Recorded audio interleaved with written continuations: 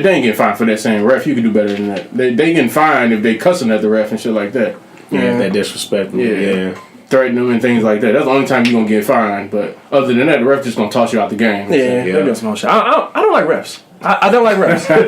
I look at refs like police officers because I feel like they got too much power. Like they just got too much power and they use it to their discretion. Definitely now in the NBA, like they control the game a lot. Now. Exactly, and I feel like it'd be bullshit sometimes because of the no hand check and all that. I don't like all these double technicals and shit. It seems like every I didn't cut you off, but every possession, man, it's a damn foul. Exactly. I'm like, and sometimes let the dudes play the game. That's the point. And then it'd be like the double technicals be the worst. I hate the double technicals. I hate technicals. Period. Sometimes because it's like it's a alpha male game. It's energy flying all over the place. If I say fuck, you know what I'm saying? The whole purpose of it is they see the tension is flying and all of the players that is hostile. Mm-hmm. You know, they letting curse words fly and things like that. So their whole purpose is they don't want another Malice in the Palace. So to prevent that, they hey, I'm gonna give him a tech so he can calm down. And if he's still rowdy, I'm gonna throw him out. But it's fucking up the game.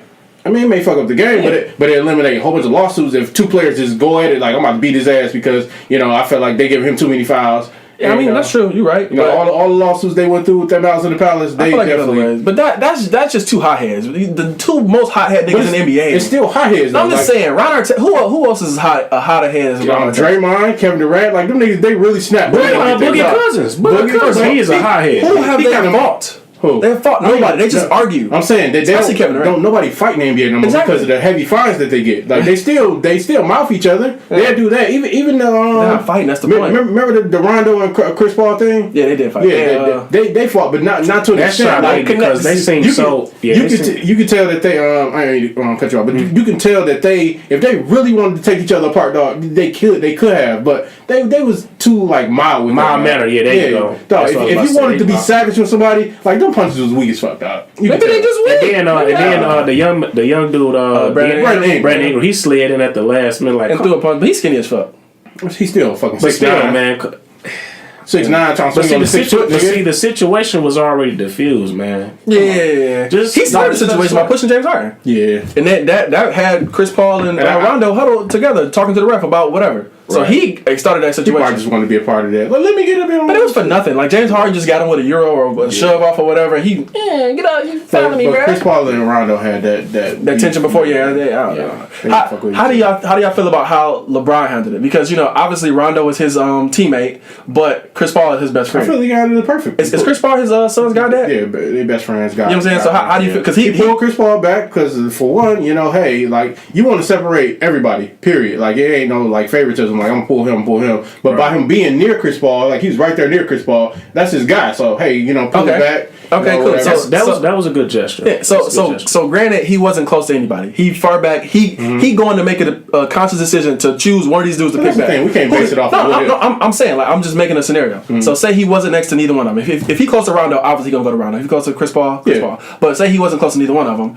Who do you think he should go to? Should he go for team first or friend first? Team first? Yeah, team first. And it's not saying who he should defend or whatever. It's who he should kind of pull back. And then it's based off of who do you feel like is the most hostile. If you feel like Rondo is kind of like egging it on and being even more belligerent, I'm trying to take him out or whatever. Because Chris Paul is usually more of a I'm not gonna say mellow because he can be a high head sometimes too, but he's not like Rondo. Rondo is people hate Chris Paul. Yeah, they do because he mouth like he like one of those trash talking niggas or whatever. But Rondo can be one of those. He don't give a fuck if you throw him out. Like he don't say what he want or try to scrap with you or whatever. That's just how Rondo has been over the years. Yeah. But Chris Paul, he the fucking president of the NBA Association and stuff like that. So he has more of a responsibility to uphold and be responsible. True. So that's true. Okay, that's true.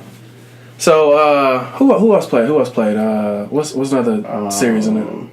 We just said mentioned Bucks, Blazers. Bucks and the Bucks. Hey, I was watching that game too. Is it 2-2 or is it 2-1? It is 2-1. 2-1. Yeah, and 2-1 for the Bucks. Yeah, Bucks. Hey, the way Giannis was playing, like they was following him every single time, and they had that Oshale guy that come off the bench. Checking him. Yeah, 5'5". He's kept. Giannis kept running instead of that. He a defensive guy though. He like 6'6" or like he too small. Yeah, like he an undersized power forward. He got like fucking 4 inches. That's one dominant player. Who, Giannis? Yeah, man. That's his favorite player. The whole game plan. I was looking at that game like you just knew he wasn't going to the basket to make the layup. It was like I'm about to run into this nigga so I can get the foul. I can go to the free throw line. That's basically what they was doing. Body hunting. Yeah, I get it, but hey, because they were stopping that nigga at the rim. The first game they had him under 30% from the field. Horford had him, bro.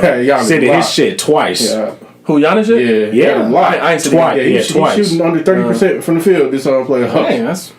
I guess he might be worth that $30 million. Who else locking out Giannis? I mean, but that was only one game. One game. You said over a series. That's 3 games. Over a series. The last game I felt like Giannis because he had like 38 or something like that. He came out with more of a assertiveness. Like, okay, these niggas think they can check me. Yeah, he got that fire. He came back in there like I knew he was gonna come out like that. He had something to prove. Like, because everybody was saying, we found a Giannis stopper in Al Horford. And he probably came out there like, all right, you think you can stop me? Yeah, okay. What other game you missing in the East? It's another game in the East you missing. It is. The 76ers in the. Toronto played earlier. Yeah, Toronto just won. Oh, Toronto today? Just won today, yeah. Okay. 101 to 96. I ain't catching. But the last game, a little bit. I can't even fucking elaborate on the game today because I don't even know what happened. But just talk about just the series in period, the series in general. Yeah, it's up in the air in this series because I feel like it's if Kawhi show up or Embiid show up, and Embiid have to show up as far as be on the court because Embiid last game, the game before this one, Embiid was going crazy. Yeah. You said you did a windmill? Yeah, that was funny. That nigga, I feel like Ben Simmons has to give more production. Like the 6 to 8 shots he's shooting the game is crazy. How many assists he get?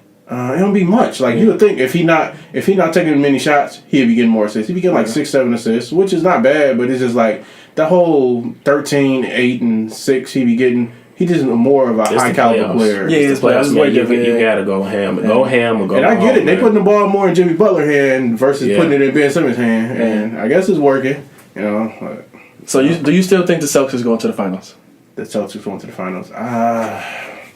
It's a toss up right now.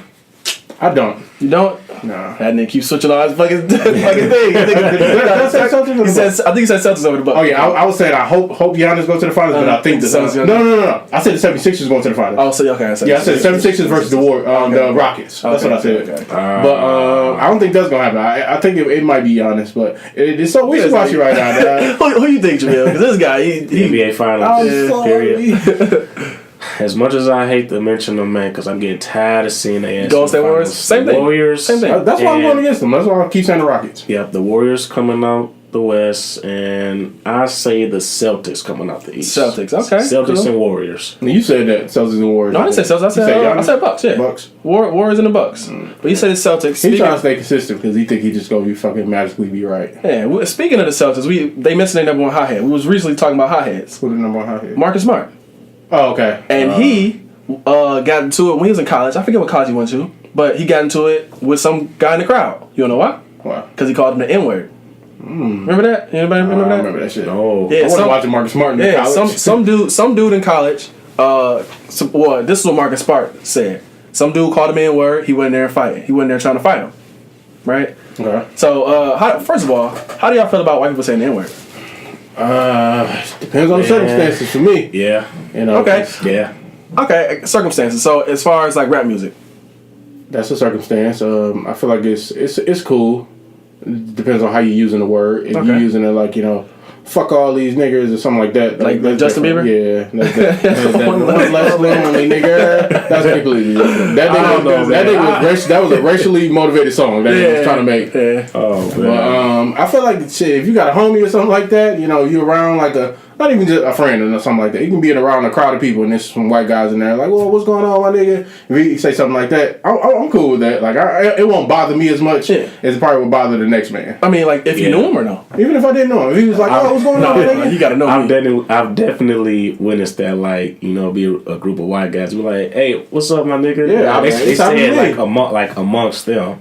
So I'm like, I mean, this is cool, but as far as if you have a black friend or just me in general, I mean, I want to appreciate you, saying that if we really friends, if we're real cool, and if you have that much respect for me, you know, you would know not to say that, like, you know, say that word around me. Like, exactly. You know what I'm saying? I mean, Exactly. but it's all about how you uphold that word. Like I don't look at that word as being, you know, I look at the derogatory of the word nigger. Like I look at that as the being, ER. Yeah, the ER. I look at that as being the negative word. Unless you're using, you know, the nigger word as, oh, fuck all y'all niggas. That's all y'all niggas. And like if you using it in that way. All right, so I got two things. If you so use one, it in a friendly gesture, like it ain't gonna bother me. Okay, so one, they like you can do stuff covertly. Like, you know what I'm saying? You can say nigga when you really mean nigger. Okay. But, so supposedly it's this new thing called Dan.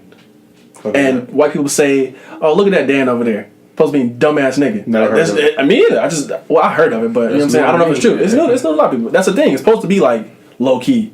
You know what I'm saying? So I don't know. It's just. Well, now that you put me up on that, if I hear somebody say Dan, I'm like, hey, what that mean? Exactly. Yeah. I was just taking off. I wasn't sure. I'm like, what that mean, cuz? I wasn't sure. But so I got a story to tell about when I was called the N-word by some, you know.